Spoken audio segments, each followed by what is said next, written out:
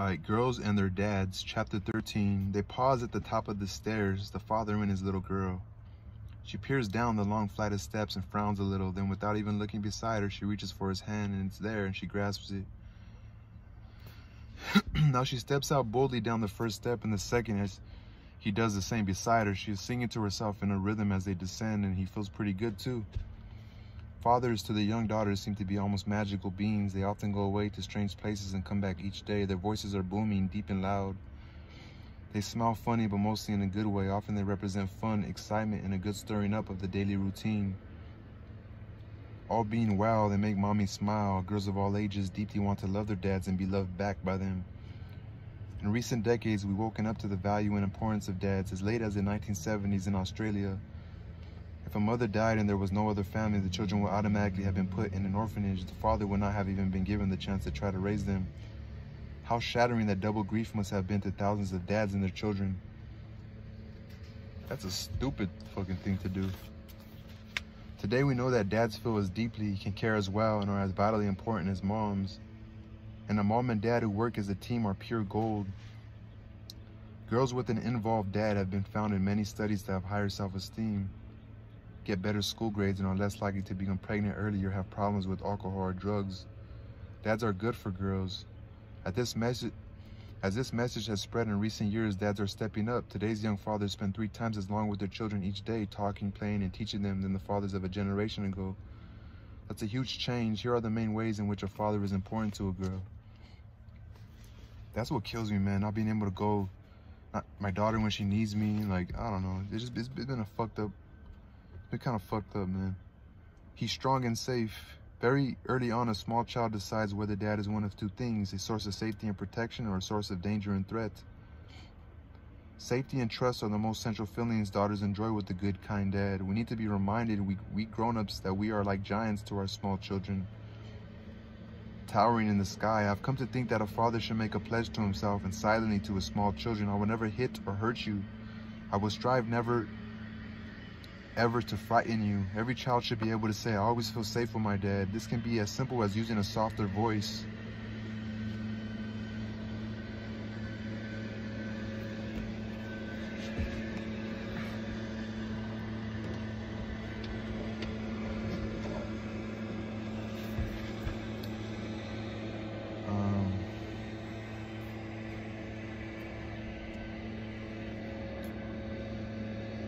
Okay, so this is something about using a softer voice.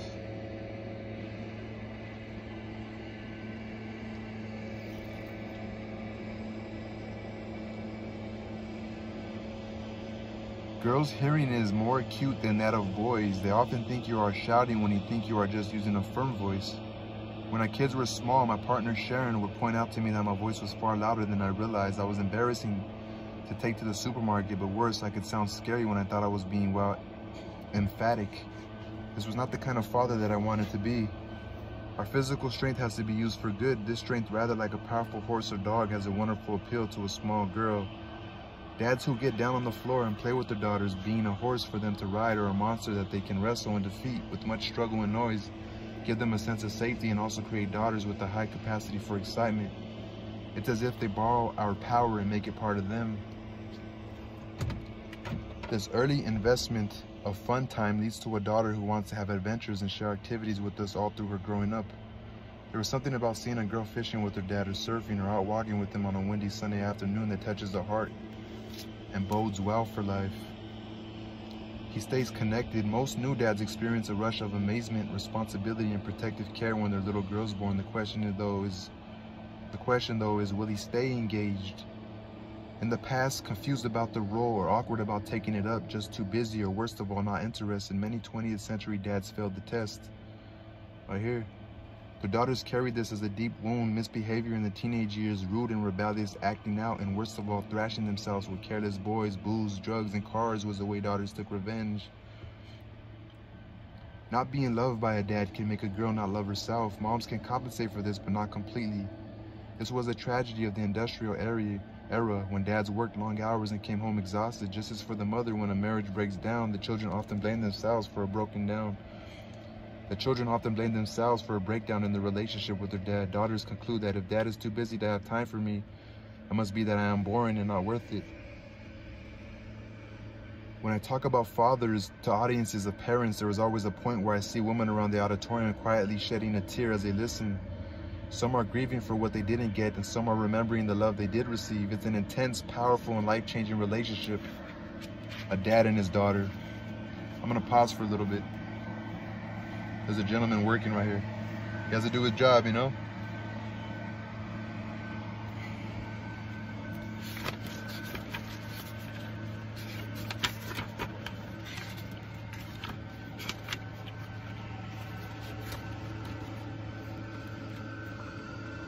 So this is pretty much the last chapter, and it doesn't like say, oh, the end of the chapter.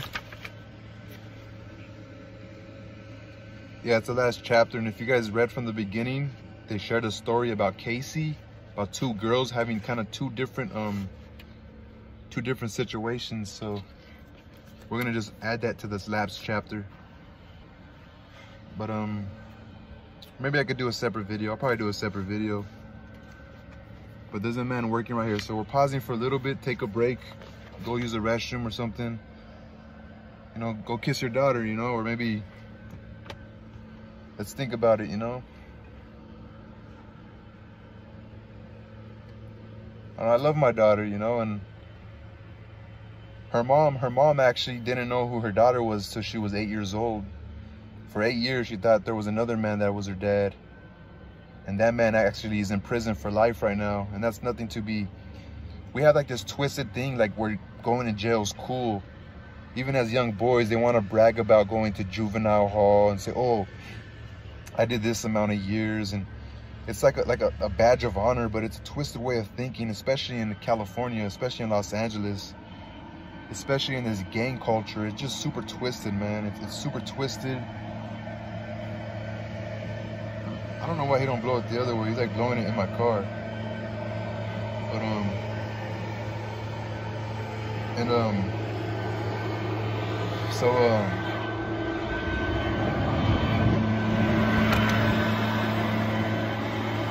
But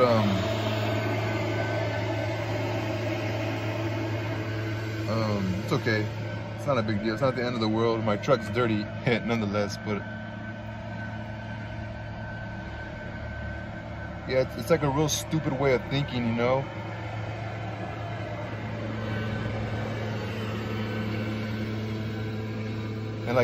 And like what it is, it's a stupid way of thinking. But as a young kid, not having really a father in my life, and having a mother that was also had a very like dysfunctional adolescence, you know, and not really getting no love that she needed, and it still lingers today. Look at me, I'm homeless. As I'm reading this, you know, some very dysfunctional stuff has happened the last couple of days. And there's a lady right here sleeping in her car next to me. Look at this, is stuff going on today. See that lady? This is the same park I brought my daughter to here yesterday. And like I ain't gonna lie, like there's some dysfunctional women or young ladies that don't know themselves, that tend and befriend, that were mistreated by their mom and dad, so they want to like feel like they have to be in a relationship where they have to help someone or be the savior of that lost boy or that lost young man that they want to change, you know. And that was me, you know, and I felt like going to jail was cool, being a troublemaker and a rebel, because there is some pretty young ladies out there that have fucked up homes, you know, and you know, and they made mistakes investing in me, and as I made mistakes in mistreating them, or I made mistakes by thinking it was cool, or that it was like a badge of honor going to jail, and like it was cool, you know. And that's a really twisted way of thinking, and that's something I totally want my daughter to avoid. I want her to be around a nice man. I want her to not even worry about men right now, but like focus on her spark and not worry. And sex is not a crazy thing, you know, especially if my daughter ever experiences sex too soon and she ends up being a little too sexual. I want her to be aware of what she is, but I don't want her to be ashamed of herself, you know. And I'd rather her just be more aware. And that was the story of Casey in the beginning. Was don't know if it was Casey or the other friend, they had experienced sex too soon, and then now they became too cautious of men. And now instead of like having sex with somebody they care about, they just kind of like are more careful with themselves. So they have sex with who they choose and like only use it for sex. So it's not like a relationship sex, it's like casual sex, because they know like if they have relationship sex, they could be hurt that way, you know? If they have sex with somebody they invest their feelings in, that person could just leave them, you know, and hurt them. So they kind of don't invest their feelings. And that's kind of not where I'm at. I'm more like, you know, but I'd rather my daughter be more like, know that sex is a special thing, and like, and sex is a good thing, not like a disgusting thing, or something that's just super just to be, to throw everywhere. There's a good balance, you know, like this book says. And I have a lot of learning to do, you know, like this book says I want to provide a more calm peace when she's around me. And right now it's not really like that, you know. But the worker, he's more over there now. So we are on page 188, a practice man. For a girl, dad is her personal ambassador from the planet male. He teaches her what to expect from men. A girl can practice joking, arguing, and talking over deep things with dad, and these skills can carry into her friendships with boys later on. She will be more confident and resistant to manipulation. If her dad treats her with respect, she won't settle for less than the male. She won't settle for less from the males in her life. Or going back to my daughter's mom, like she's still doing little girl stuff. Like I went on her Instagram, she has like a tattoo on her. Like her last relationship with with a young man, she got with like a gangster type of dude, because that was her dad's in prison right now.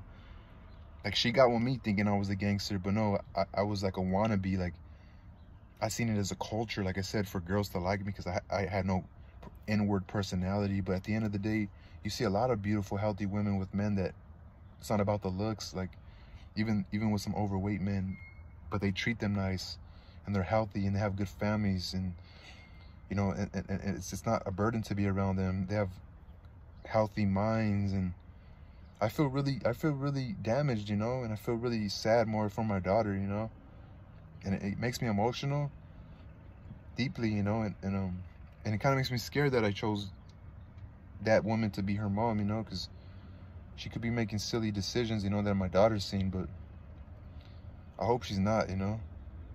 And it's weird having, like, we don't even talk, and I don't even, like, my daughter's mom moved to a new location, and it's like, it's kind of weird, you know, that I don't know, like, I have no idea where they moved, and like, and part of that is like me being kind of disrespectful and kind of like wearing my emotions on my sleeve and saying what I feel and saying it in a harsh way, like, and kind of name calling, you know.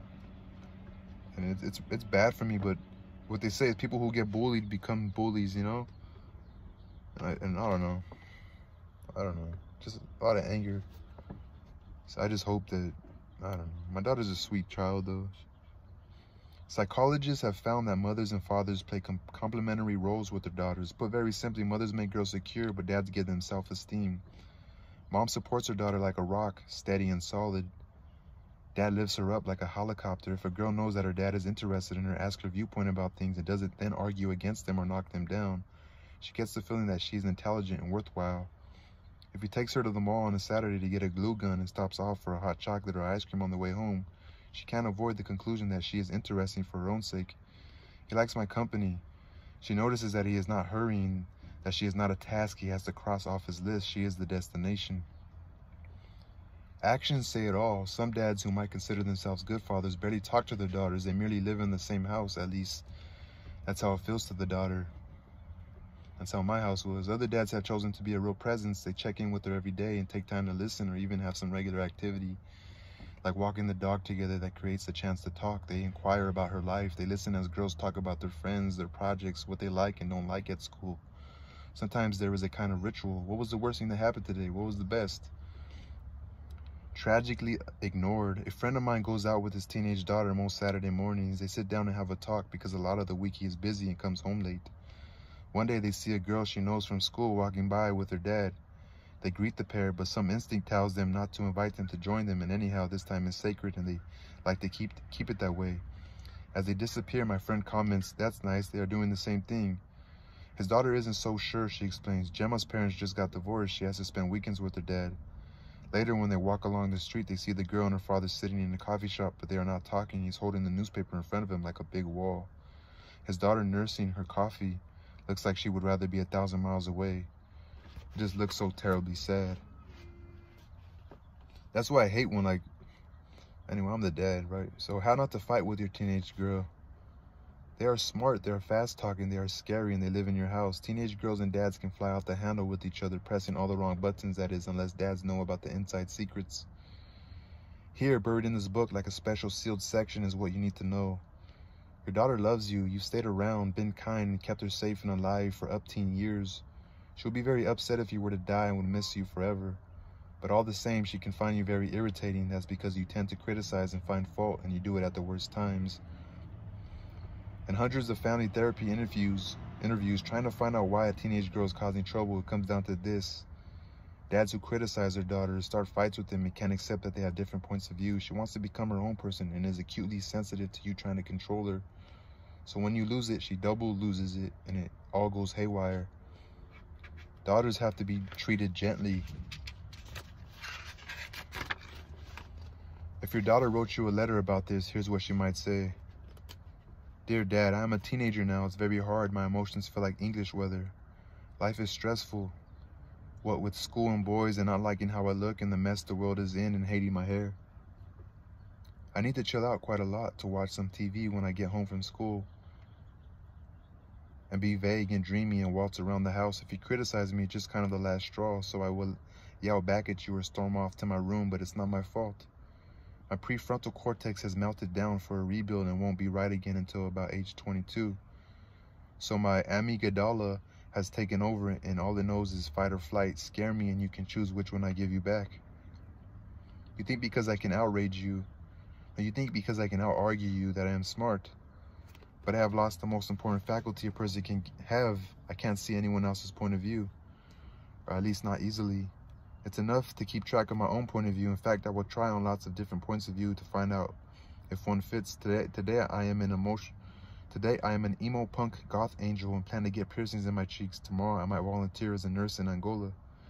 You worry about boyfriends, you worry about me navigating sex, so do I. We're not on different sides. You worry that I won't do my schoolwork well. How would you feel when they tell you your whole life depends on a couple of days of exams, that it could all be over at 6, that it all could be over at 17 if I have a bad night or forget my pen? It's enough to paralyze you with fear. Please don't criticize me. I'm already criticizing myself so much it just might tip me over the edge. And I'd be so upset if I killed you. Talk gently. Ask about my life. Watch the timing. I will sometimes want to talk and sometimes not. When I am, you better have a couple of hours. Be gentle, be funny, be patient. One day I will be over this and we can be the best of friends. Your loving daughter. Hearing her out and talking with your daughter, allow that sometimes she will be unhappy with you. If you can ask her about what you did wrong and she tells you, don't try to defend yourself. That's a guy move and it doesn't work with women or girls. Instead, see if you can figure out the emotion she is telling you about. Actually ask her if she is sad you are going away again, angry you didn't keep your word, or afraid you drive too fast. And adjust your actions accordingly. Take a guess and ask her if you have understood her correctly. And then, even though you have been a perfect and impeccably faultless father, try doing something really radical and admit you could change a little to accommodate her. Because in her view, she has so little power and you have so much. If you make changes to your behavior or do something that she asks you to do, it makes her feel wonderful, that her feelings count. More than once in the heat of a painful argument with my daughter during her teens, I would be knocked sideways by the clarity and heartfelt honesty with which she spoke and how well she was expressing how wrong I was. I'd be caught between wanting to win the argument and being so proud of her all at the same time. Speak from the heart and perhaps she will too. The biggest mistake we men make in conflict times is to use you messages. You are such a slob. You don't help around the house. You are lazy. You are not going out in that dress. Sounds like my mom. But I messages work better. That's because they involve being vulnerable. I was scared and worried when you didn't get home at the time you agreed. I need to know I can trust you. This is not an attack because it starts with I and not you, and invites her to be caring, not to defend herself. Even I am angry because the kitchen was a mess and I had just tidied it up. It's better than you messed up the kitchen. Sometimes kids learn from TV and the way people talk at school, so they can be rude to each other and you.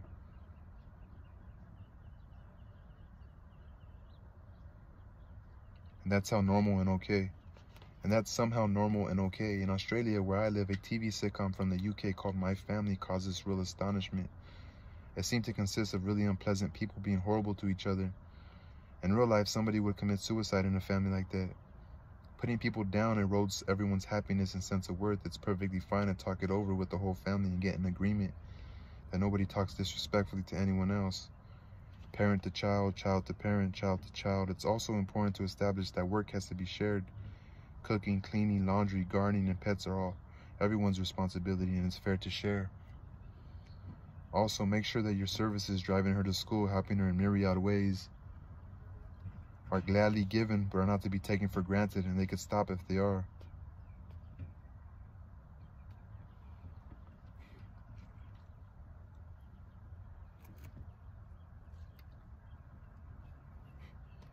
Inevitably, mistakes will happen, but you will stop and sort it out. Say sorry and gradually make the household a happier place. Rudeness always wounds, and if it becomes normal and accepted, people will be bleeding all the time. Doing your share is a way of saying that love is about what you do. Doing your share is a way of saying that love is about what you do, not just what you say. She's going to need to know that. No more princess. There was a bad mistake that some dads make, especially dads who are money rich but time poor, and that is to treat their daughter like a princess. They buy her expensive gifts and let her have money without earning it. She never has to help around the house, or laundry and meals are all done for her. This leads to an interesting result: a grown-up girl with an emotional age of 2. TSO, or terminal self-obsession, is an awful fate for a girl. Tantrums, demands, screeching, breaking things are all evidence that this syndrome has taken hold. The cure is to softly but firmly begin to impose boundaries and also requirements that she pull her weight. Make sure your partner is on board. Work out a plan and get help from a family therapist if you need to get things on track. This is important as princesses collide with reality in painful ways if parents don't help them rejoin the human race. Yeah, other girls who were never treated as a princess but also have some fucked up things they learned at home, they'll group up against that princess real quick. Being clearly non-sexual, there was a dark side to daughter and dads. A very small number of dads and stepdads use their daughters for sexual gratification. This can range from sexual touching through to actual rape. The problem is not that men can see the attractiveness of their daughter or any girl, but it's wrong to ever act on this or encourage it in oneself by giving it room in your imagination, or nurture it by accessing child porn. The problem is that some men are more psychopathically selfish, that they don't draw a line on this. You know, I love this conversation because since I had sex, since I first encountered sexual acts at 5 years old, this stuff is aware to me, and I can't see how other people can't control it, because but other people, you know, there's some serious sex acts that older women did to little boys that they grew up to be men, where they literally were like making them have sex with them, or girls were actually literally getting raped. You know, me, it was a different situation. It wasn't that crazy, but it still affects me in a horrible way, but that I can deal with, you know. And it's kind of a blessing in a way. If I don't know how to do it, like if my daughter gets too touchy with me, sometimes I could be a little harsh, like, Alan, you can't do that, you know. But then I'm learning that she doesn't understand. So, but with me, I'm kind of sensual. I'm kind of like very sensitive to the touch, and even to the lock, and even into the lock of eyes. Not with my daughter, you know, I love my kid, but to an attractive woman, I'm a little sensitive to the eyes, you know. And I don't even try, because, you know, but I'm doing my best to conceal it, you know, because the last thing I want is to be around a man and his girl and me lock eyes with them, and then they realize, like, you know, that was a little weird, you know. But I'm kind of nervous on sharing this, you know, but this is a great conversation, but it's a very big issue. It's a very big issue. These are the people that rape other people. These are the ones that are kidnapping, and a lot of our homeless people on drugs and stuff. Okay, so the problem is that some men are so psychopathically selfish, they don't know how to draw a line on this. They blur that line or cross it completely. This is always wrong, always harmful, and of course a crime. A far wider problem, which probably affects most families, is that by being aware of the problem of sexual abuse, dads back away from teenage daughters, not hugging them, not spending time with them, or getting irrationally angry with them for no other reason than that they are starting to look pretty and attractive. The daughter gets a confusing, hurtful signal that she does not understand. He doesn't like me. He doesn't hug me anymore. He's weird and uptight around me. I love this, man. This is helping me. A girl might just feel bad about herself, because me, like, I always had a problem even having guy friends and like having a girlfriend and going around my guy, like having you know, group double dates and going to events with other friends and their wives, and like, cause like I'm afraid that they're gonna know things about me, like how I'm easily aroused, you know, by touch and even by look, because at 5 years old I was already doing sexual things, you know, and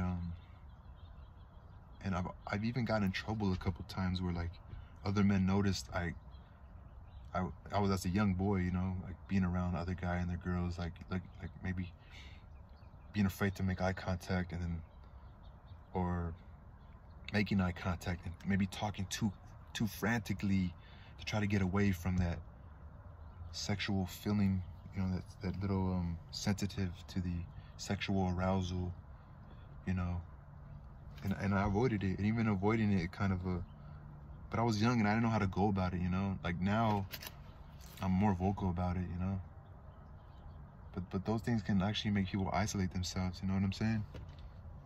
And that could be that's not a healthy thing, you know.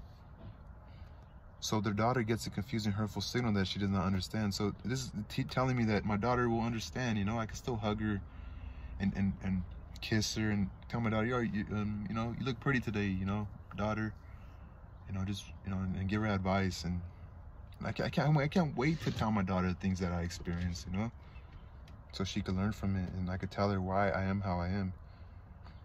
So she could start thinking, not understand, he doesn't like me, he doesn't hug me anymore, he's weird and uptight around me. A girl might just feel bad about herself. She might figure out that it's something to do with getting older and more womanly, and try to turn herself back into a little girl again, to be cute and helpless instead of adult and confident in herself.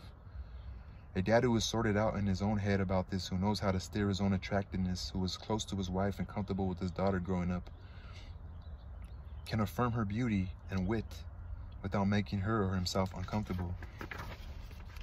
But it's good, like if you're a victim of this type of shit, where maybe you had premature sex, you know, too early, you know, to become on the same page with your daughter, and she could also know like a boundary with you and like understand you, like, you know,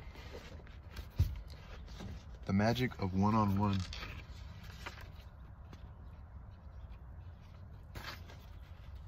Here is a huge clue to being a dad. While you can have fun with all your children together, to really be close, that time has to be spent one-on-one. So sometimes have whole weekends away with just one child, go somewhere, camp, stay in a cabin, cook, clean, talk, sleep, and you will find you get into a deeper place with each other.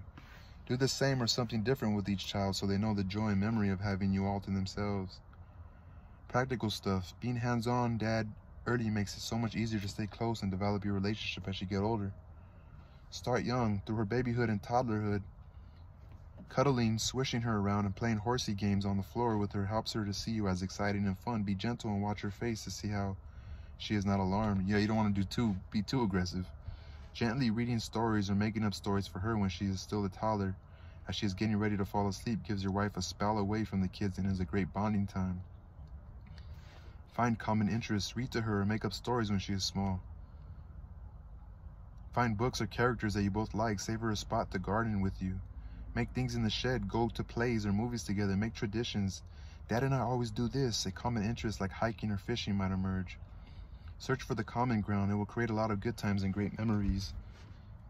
Listen a lot. Girls love to talk, so dads need to learn to listen. Inquire about what she is thinking about, dreaming, and wishing for in her life. Take her seriously. Ask about what is the best thing that has happened this week. And the worst, when she shares something with you that is private, don't blab it to everyone, apart from possibly her mom. So ask her, how are you doing? How's your week been? What'd you learn? What's going on in your head? Like, what was the best thing that happened today about your day? What is the worst thing? How you been feeling about yourself? Has anybody been mean to you? You have any questions about life? Like, are you learning, as you're getting older as a young woman, or is anything happening? Are you becoming aware of stuff, you know? Your daughter needs to know that she can trust you. If you are a single mom, it's just possible you are a single mom reading this. You could be feeling bad that your daughter doesn't have a dad, or you could be a dad feeling bad that maybe you're just a weekend dad, or maybe you may have had it shown some sort of anger towards your daughter just because you are depressed. I'm adding all this. You may feel bad your daughter doesn't have a dad she knows or who was around very much in her life. I've talked to hundreds of single moms and daughters of single moms, and here is what they have told me helps with this problem.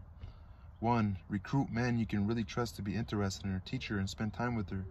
Grandfathers and uncles will be cautious about showing an interest, especially when she is in her teens, but if you ask them, she will benefit from their teaching her to do things.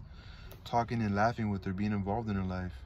Don't leave her with grown-up men on her own, but stay nearby, and both will feel safer and more at ease. Right, the older man and the young daughter will feel a little more safer. Men often need to be asked. It engages their practical help gene, and they do a great job.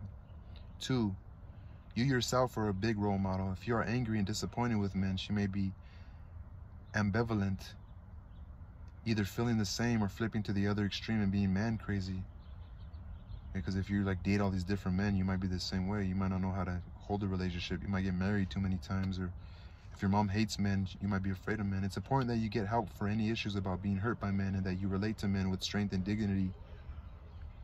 And you learn that not all men are really the same, you know?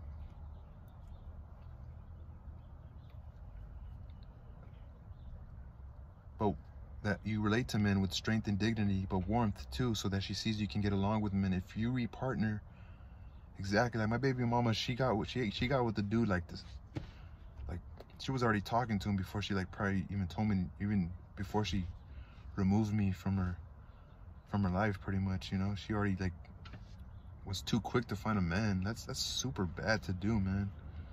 If you re-partner, do it slowly and cautiously with a lot of care, but don't do it unless you yourself feel really ready. Being strongly and happily single is also a good example for her in emotional independence. Yes, being strongly and happily single is also a good example for her in emotional independence. That's the best thing to do, especially if you have a kid. Why would you be selfish and care about your emotions to easily get with somebody? There's something wrong there. Write notes and letters. When you're traveling or even just at your workplace, send her notes or an email. Her birthday is a good opportunity to write a card to her, letting her know how you feel about her and how proud you are of her. Give lots of examples from the year that has just gone by. See, I'm proud of you, you know, you're getting older. She's 13, oh, I'm proud you graduated 8th grade, or I'm proud that you know, be a great example of manhood. Be clean. Smell good and dress well around her. Don't swear. Don't tell dirty jokes. Yeah, I feel screwed up, man. But it's not too late. I'm not gonna let this push me away, you know? Daughters have acute senses and sensibilities, and even when they are acting rough, they don't like it in their father. The way your daughter sees you treat women makes a big difference in how she will see men later in her life. Be on your best behavior with her, her mother, and other female friends and relatives. Simple courtesy and kindness will go a long way in helping her set the bar high for the men in her own life. That was the end. So I'm gonna read what happened to Casey in its own. So anyway, that's the end of chapter 13. Daughters and their dads, or girls and their dads. Hope this helps you guys. Peace.